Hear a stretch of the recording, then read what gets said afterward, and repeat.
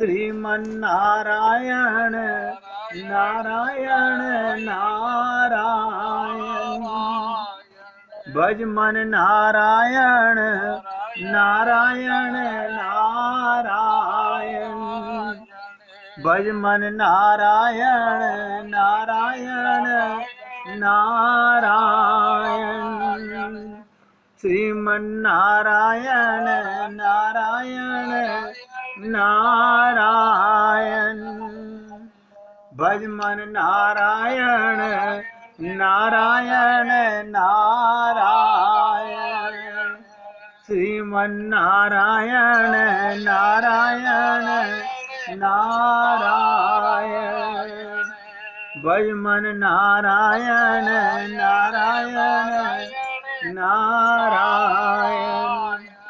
सभी पुण्य आत्मा चित्त से एकाग्रचित होकर मन को अपने बस में करके सुनेंगे तो बहुत लाभ मिलेगा। 1 घंटे देखिएगा, मैं सत्संग के समय बहुत बार मेरे सर में दर्द है, मुझे बुखार है, लेकिन मैं सत्संग में कौन सा दर्द, कैसा दर्द, किसका बुखार, किसका सर दर्द, सब भूल जाता हूं। यानी अगर आप आत्मा होकर के सत्संग सुनते हो तो ये रोग आपको सताएंगे नहीं, परेशानी आपको आएगी नहीं। तो मनु ने भगवान से जो शब्द कहे बड़े सार्थक हैं। मनु ने क्या कहा? सुनु सेवक सुर तरु सुर धेनु। आप तो कल्पतरु हैं प्रभु। बताओ क्या कहा प्रभु? आप तो कल्पतरु हैं। हमारी जो कल्पना होगी, अभी हमारे दादाओं के भी दादा हैं मनु, बहुत ध्यान से सुनिएगा, हम सबके, इसी से हम मनुष्य कहलाते हैं। आप तो कल्पतरु हैं, हमारी जो कल्पना होगी उसे आप साकार कर देंगे। पर मनु ने उन्हें केवल सुर तरु ही कहा और कामधेनु भी कहा। अब ध्यान से सुनिएगा, सुर तरु सुर धेनु, कामधेनु भी कहा। वैसे तो कल्पतरु और कामधेनु दोनों का गुण एक ही माना जाता है, दोनों ही कामनाओं और कल्पनाओं को पूरा करने वाले हैं। तो यहां कल्पतरु के सामने कामधेनु कहने की क्या आवश्यकता थी मनु जी को? आवश्यकता यह है कि यहां प्रार्थना करने वाले 2 हैं, एक मनु और एक सतरूपा। पति पत्नी दोनों प्रार्थना कर रहे हैं। ध्यान दीजिएगा, यहां पर प्रार्थना करने वाले कौन? मनु और सतरूपा, एक पुरुष और एक स्त्री। तो जहां मनु ईश्वर की कल्पना पुरुष के रूप में करते हैं तो कल्पतरु की करते हैं, और जहां सतरूपा उन्हें आदि शक्ति के रूप में, नारी रूप में कल्पना करती हैं, वहां वे कामधेनु हैं। देखिए कि भगवान एक, आप कृष्ण रूप में भजो या राधा रूप में भजो,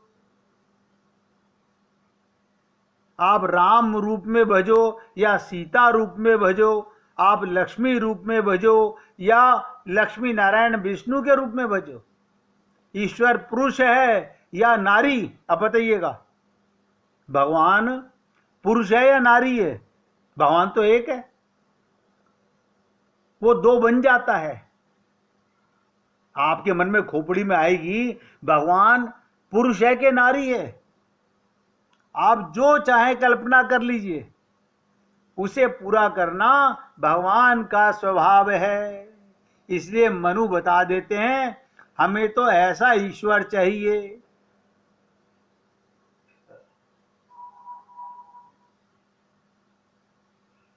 अब देखिए, मैं फिर आपको बताने जा रहा हूं कि मनु ने क्या कहा, कैसा रूप चाहा। लेकिन आपसे फिर निवेदन कर रहा हूं, नकल नहीं, यहां अकल लगाओ, अपना हृदय टटोलो। आपके हृदय में कैसा भाव है, आप किस रूप में चाहते हो, हम लोग क्या करते हैं, 10-10, 5-5, 2-2 रुपए की पुस्तकें मिल जाती हैं प्रार्थनाओं की, रटी रटाई प्रार्थनाएं, उन्हें गाने लगते हैं और हम समझते हैं भगवान बड़े खुश होंगे।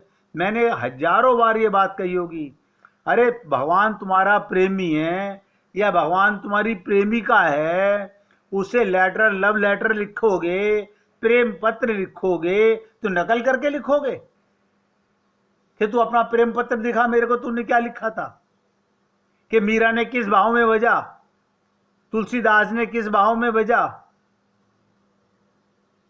तुकाराम ने किस भाव में बजा, सूरदास ने किस भाव में बजा। सबके अपने अपने शब्द हैं और हम लोग उनके भजन गा करके उनके भाव को पकड़ना चाहिए। भावना अपनी हृदय की होनी चाहिए।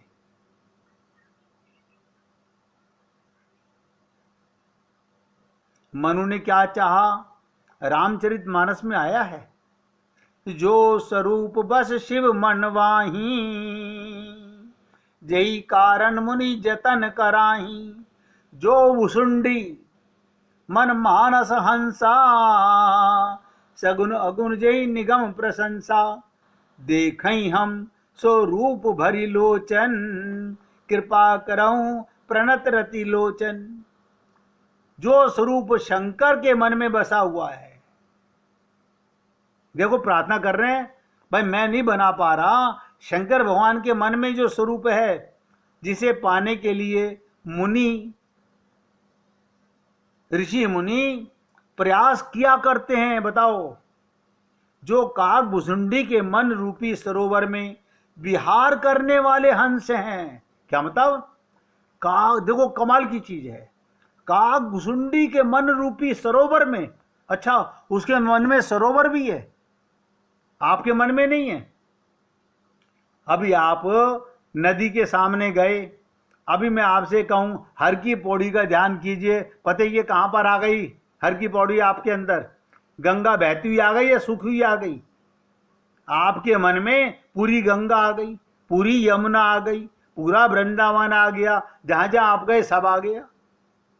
तो काग भुसुंडी के मन रूपी सरोवर में विहार करने वाले हंस हैं, सगुण और निर्गुण कहकर वेद जिनकी प्रशंसा करते हैं।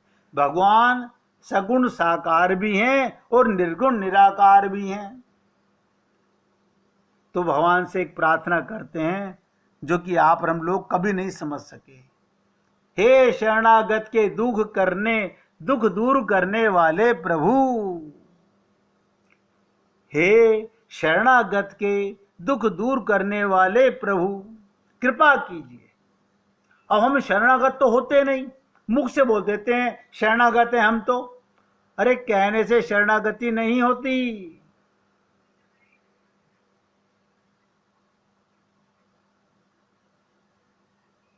शरणागति का मतलब, जैसे आपने अपने पिता को ही पिता माना, अपनी माता को ही माता माना, अपने बच्चों को ही अपना बच्चा माना, ऐसे अपने प्रभु को अपना मानना।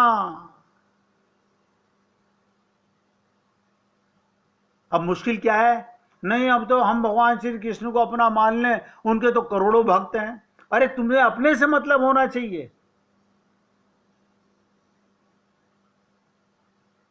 भगवान एक करोड़ों जीवों के अंदर रहता है, सबके अपने अपने भाव से पूजा होती है, अपने भाव से प्रेम होता है। अब आपके पिता में भगवान नहीं है, आपकी माता में भगवान नहीं है, पड़ोसी की जो माता है उसमें भगवान नहीं है, लेकिन आपका अपनी माता में अपने भाव से है, उसका अपनी माता में अपने भाव से है, लेकिन हम समझ नहीं पाते। उस रूप को हम नेत्र भरकर देखना चाहते हैं। यानी हे शरणागत के दुख दूर करने वाले प्रभु, कृपा कीजिए। उस रूप को हम नेत्र, कितना कृपा करूं प्रणतार रति मोचन। और तब परिणाम क्या हुआ? भगवान खुश हो गए। बस शरणागति का नाम हृदय में ध्यान से सुनिएगा, मुख से बोलने से नहीं, जब आपकी आंखों से आंसू गिरने लगे तो मुख बोल नहीं पाए, गला रुंध जाए। भगवान जानते हैं, जानत है प्रभु सबके मन की। ये बनावटी बोल रहा है, एक्टिंग में बोल रहा है, या हृदय से बोल रहा है। आप सबसे छुपा सकते हो, प्रभु से तो नहीं छुपा सकते, क्योंकि वो तो वहां बैठा है जहां से आपका भाव बनता है, चित्त बनता है। तो जब मनु और शतरूपा ने प्रार्थना की, मैं आप लिए इसलिए प्रार्थना कर रहा हूं कि आप रोज मंदिर में प्रार्थना करते हो भगवान से, वही लीपा पूती बातें करते हो रोजाना, त्वमेव माता से पिता त्वमेव, त्वमेव माता से पिता त्वमेव। भगवान भी सुन के पागल हो गए होंगे। कभी प्रेमिका भी बोल दिया करो, कभी प्रेमी भी बोल दिया करो, कभी कुछ और भी बोल दिया करो। अब हम क्या करें, हमने यही रटा हुआ है भाव अपना। अब बताइए, आप अपने बच्चों को रोज नई नई ड्रेस पहनाते हो और कितने नामों से बच्चों को पुकारते हो। कभी राक्षस बोलते हो, कभी राजा बाबू बोलते हो, कभी देवता बोलते हो, कभी उसे किस किस भाव से बोलते हो। भगवान के साथ भी हृदय से जो मन में आए बोल दो, मगर हृदय से बोल दो। भगवान के साथ भी भगवान हृदय देखना चाहते हैं। तो जब मनु और शतरूपा ने प्रार्थना की, बड़ा कठिन होता है, ये भी मैं आपको बता दूं कि पति पत्नी दोनों भक्ति मार्ग पर चल पड़े। कहत कठिन समझत कठिन, बहुत कठिन कार्य है। तो क्या आया, दंपति बचन परम प्रिय लागे, मृदुल विनीति प्रेम रस पागे, भगत बच्छल प्रभु कृपा निधाना। कितनी सुंदर चुपाई है, भक्त वत्सल प्रभु कृपा निधाना, विश्वास विश्ववास प्रगट भगवाना। यानी भगवान को जब ये विश्वास हो गया कि दोनों मेरी हृदय से प्रार्थना कर रहे हैं, जिस दिन आपकी और हमारी प्रार्थना सच्ची हो जाएगी, अब आपको पता नहीं चलता ना अपने आप से कि हमारी प्रार्थना में क्या मिलावट है। बुरा ना माने तो बता देता हूं, जिस समय आप भगवान की प्रार्थना कर रहे होते हो, उसके साथ क्या रिश्ता कायम करके प्रार्थना करते हो, सोच के देखिएगा। अगर आप भगवान को स्नान करा रहे हो, बहुत ध्यान से सुनो, राम को या कृष्ण को स्नान करा रहे हो, उसे क्या मान के स्नान कर, पिताजी को स्नान करा रहे हो, पति को स्नान करा रहे हो, बेटे को स्नान करा रहे हो, प्रीतम को स्नान करा रहे हो। कभी कोई रिश्ता मान करके कराते हो? कहीं मन में भाव आता है? ना ना, बस एक भाव आता है, भगवान।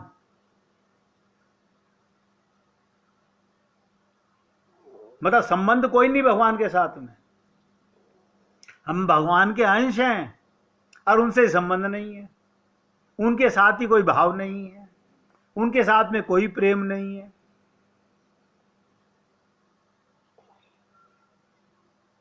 एक लीला सुन लीजिएगा, भगवान भाव के कितने भूखे होते हैं। छोटे से कन्हैया यशोदा मैया के पालने में झूल रहे हैं और वहां पर गोपियां आती हैं जो यशोदा मैया की सखी हैं। यशोदा मैया बारी बारी से बोलती है, अरे तू उठा लेना, अरे तू उठा लेना। अब गोपियां अपने आप आकर के उठा लेती हैं। क्यों? हक है, हमारी सखी का बेटा है, हमारी बहन का बेटा है, हमारी बुआ का बेटा है, हमारी चाची का बेटा है। एक काम करने वाली, ध्यान दीजिएगा, उसने स्पेशल नंद बाबा के यहां इसलिए स्वीकार किया सफाई करने का काम कि किसी दिन यशोदा मैया किसी दिन यशोदा मैया मुझे भी कह दे, अरे तू भी उठा ले एक बार लाला को। लेकिन नहीं कहा यशोदा मैया ने, नहीं कहा। आप भी अपने आप सोच के देख लीजिएगा, आप भी कभी अपने घर में काम करने वाली से ये कहो कि जरा तू निला दे आज भगवान जी को, हाय राम क्या बात कर रहे हो आप। यही तो खोपड़ी में हमारे मल भरा हुआ है, हम उसमें भगवान को नहीं देखते, उसमें भक्ति का भाव नहीं देखते। तो उस गोपी ने कई दिन तक लगातार नंद बाबा के महल में सेवा झाड़ू पोंछा किया, लेकिन मौका नहीं मिला। एक दिन जाके अपनी माँ से बोली, माँ मैं कल से नहीं जाऊंगी। बोली क्यों? बोली मैं जिस भाव से, जिस लालच से जाती थी वो तो मेरी गोदी में आज तक आया ही नहीं। मैं अब नहीं जाऊंगी, कल से तुम ही जाना सफाई करने। आप ताज्जुब करेंगे, जिस दिन वो गोपी नंद महल से अपनी झोपड़ी तक रोती हुई गई। आप कभी भगवान के सामने रोए हो तो बता दो। संसार के लिए बहुत बार रोए होगे, मेरा बेटा बीमार, मेरा पति बीमार, मेरा शरीर बीमार, ये मर गया, वो मर गया, जबकि मरा मराया कोई नहीं, लेकिन हम बहुत रोए। लेकिन भगवान के प्रेम के लिए कब रोए? आज ये गोपी रोती हुई गई और बातें करती गई, अब नहीं आऊंगी चाहे कुछ भी हो जाए, अब नहीं आऊंगी कुछ भी हो जाए। अब ध्यान दीजिएगा, और लड़ती जा रही है मनी मन में, अपनी माँ को जाके ये बोलूंगी, अपनी माँ को जाके ये बोलूंगी। जब घर पहुंची, छोटी सी झोपड़ी के अंदर, छोटी सी खटोले के ऊपर जाके क्या देखती है? वही नंदलाल पैर उछाल रहा है, खिलखिला रहा है। अरे ये यशोदा मैया का लाला मेरी झोपड़ी में क्या कर रहा है? अब आप सोचिएगा। तुरंत उठा करके सीने से लगा लिया, बिलक पड़ी, रो पड़ी, अब रोज आऊंगी, अब रोज आऊंगी प्रभु, आप इतनी हृदय की बातें सुनते हो। अब आप सोच लो, कब आपने ऐसी पूजा की होगी, कब आपके मन में ये तड़प जागी होगी। और जब भी जागी होगी रोए होगे तो माया के संसार के लिए रोए होगे। इसलिए भगवान नहीं आते, अंदर ही बैठे हुए हैं, उन्हें कहीं से चल के नहीं आना है। कभी कहोगे कि राम अयोध्या से आ रहे हैं या कृष्ण वृंदावन से आ रहे, ना ना, हृदयेश्वर सबके हृदय में बैठा हुआ है भगवान। वो देखता रहता है टुकुर टुकुर कि कभी ये मेरे लिए तड़पेंगे, बेचैन होंगे, व्याकुल होंगे, रोएंगे, और वो दिन इनके लिए प्रकाश का स्वरूप में प्रकट कर दूंगा। लेकिन हमने कभी नहीं हुआ। क्यों?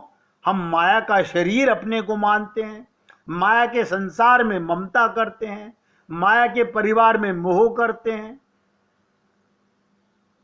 हमारे पाप भी तो अनगिनत हैं। तो क्या प्रार्थना की दोनों ने? दंपति बचन परम प्रिय लागे, मृदुल विनीत प्रेम रस पागे, भक्त बच्छल प्रभु कृपा निधाना, विश्ववास प्रगटे भगवाना। भगवान सामने प्रकट हो गए मनु और सतरूपा के। मनु ने जिस रूप में कहा, ध्यान दो कमाल की चीज, यानी दोनों बैठे हुए हैं, एक एक शब्द ध्यान दो। मनु के सामने जो भगवान प्रकट हुए वो उस रूप में हुए जैसा मनु ने चाहा। सतरूपा के सामने भगवान वैसे प्रकट हुए जैसा सतरूपा ने चाहा। अब ये मत समझना कि पति या पत्नी के सामने एक ही रूप में भगवान प्रकट होंगे, उसी रूप में प्रकट हो गए। मनु ने उन्हें जिस रूप में स्वीकार किया, भगवान उसी रूप में प्रकट हुए। इसे ईश्वर के संदर्भ में कहें या जीवन के किसी क्षेत्र के संदर्भ में कहें, एक ही सत्य को विद्वानों ने विविध रूपों में वर्णन किया। इस सत्य को जान लेने के बाद ध्यान दो, अंत तो गत्वा हमें अपने लिए एक का वर्ण कर लेना चाहिए। जैसे लड़की के लिए 10 लड़के देखे जाते हैं, 10 से विवाह कर देते हो? नहीं नहीं, एक का वर्ण करते हैं, एक का वर्ण करते हैं। इसी प्रकार अपने लिए अपने परमात्मा का एक बार वर्ण कर लो, उसी पद्धति के अनुसार जैसा गोस्वामी ने विनय पत्रिका में कहा। उनसे पूछा गया, महाराज कौन सा पुराण ठीक है? तुलसीदास जी से पूछा, कौन सा पुराण ठीक है, कौन सा शास्त्र ठीक है, कौन से मुनि ठीक हैं? तो गोस्वामी जी ने बड़ी मधुर वाणी में कहा, बहुमत मुनि बहु पंथ पुराणनी, जहां जहां झगड़ो सो।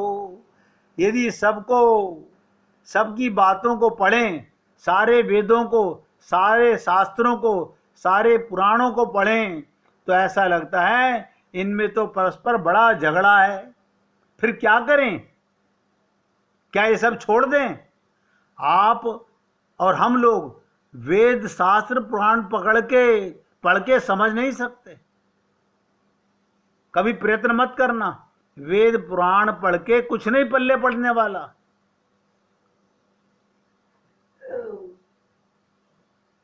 तो तुलसीदास जी ने क्या कहा, गुरु कहो राम भजननी को मोही, लगत राज डगरो सो। बस गुरु जी ने कह दिया, तू राम नाम लिया कर। मुझे तो लगा वही मेरे लिए राजमार्ग है। गुरु के वचन, गुरु सदगुरु वैद्य वचन विश्वासा। लेकिन नहीं, हमारे पंडित जी ने तो ये कहा है, हमारे गुरु जी ने ये कहा है, हमारे खानदानी गुरु जी ने ये कहा है। अरे बाबा, जितनी जगह जाओगे अलग अलग बातें सुनोगे। जिसमें आपका मन शरणागत हो जाए उसकी बातें मान लो, चाहे वो किसी की भी हो। अब प्यार से 1 मिनट कीर्तन करेंगे, फिर आगे चलेंगे। श्री राम जय राम।